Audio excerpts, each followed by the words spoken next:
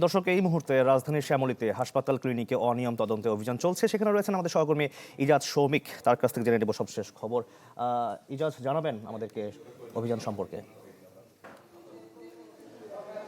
স্বাস্থ্য অধিদপ্তর সকাল থেকে এই এলাকায় অভিযান চালাচ্ছে এবং কিছুক্ষণ আগে অভিযান সমাপ্ত করেছে আজকের মতো। এবং আমি যেই ভবনটিতে রয়েছি এটি মূলত সরওয়ার্দী হাসপাতালের ঠিক উল্টা পাশে, যেটিকে বলা মুক্তিযোদ্ধা কমপ্লেক্স বা মুক্তিযোদ্ধা ভবন নামে পরিচিত। যদিও মুক্তিযোদ্ধা ভবন নামে পরিচিত, এটির একদম নিচ থেকে উপর পর্যন্ত অধিকাংশ তলাতেই হাসপাতালগুলো রয়েছে, বিভিন্ন বেসরকারি হাসপাতাল। যেমন আমার সামনে যে হাসপাতালটি দেখতে পাচ্ছেন, এটি যমুনা জেনারেল হাসপাতাল নামে পরিচিত।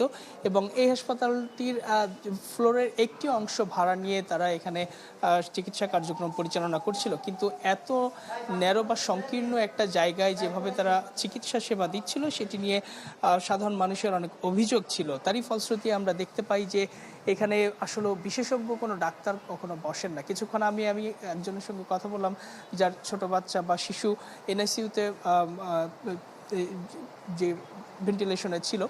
তো সেখানে আসলে গতকালকে তিনি ভর্তি করার পর কোনো বড় ডাক্তার এখন পর্যন্ত দেখেননি। নার্সদের তত্ত্বাবধানেই চিকিৎসা সেবা চলছিল।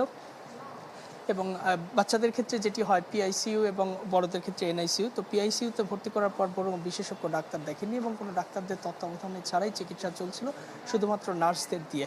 এইরকম চিত্র, অর্থাৎ এই হাসপাতালগুলোর যারা মালিক বা এই হাসপাতাল যারা পরিচালনা করে, অধিকাংশ ক্ষেত্রে দেখা যায় যে এটি মূলত সরকারি হাসপাতালের সামনে যেসব দালাল থাকে, দালালরা এই রোগীদের নিয়ে এসে এখানে ভর্তি করেন এবং ভর্তি করার পর বিপুল পরিমাণ টাকা চার্জ করেন। অনেক ক্ষেত্রে চিকিৎসা না দিয়ে অনেক ক্ষেত্রে দেখা যায় যে অপচিকিৎসার শিকার হয়ে অনেকে মৃত্যুবরণ করেন। অপটিক্যাল ব্রাইটেনার, কালার গার্ড এবং ডার্ট লক সমৃদ্ধ অ্যাডভান্স ফর্মুলায় এলো নতুন রে ডিটারজেন্ট পাউডার। এরকম চিত্র কিন্তু এই হাসপাতালগুলোতে অনেক বেশি রয়েছে।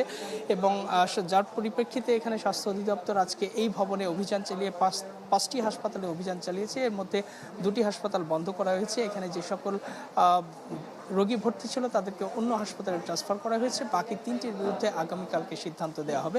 শুধু এই ভবনটি নয়, এই আশেপাশের যতগুলো হাসপাতালে এরকম অনিয়ম চলছে, প্রত্যেকটির বিরুদ্ধে ব্যবস্থা নেওয়ার কথা বলছে স্বাস্থ্য অধিদপ্তর। ইজাজ সৌমিক, ধন্যবাদ আপনাকে। দর্শক, রাজধানীর শ্যামলীতে হাসপাতাল ক্লিনিকে অনিয়ম তদন্তে অভিযানের খবর আমরা জানছিলাম।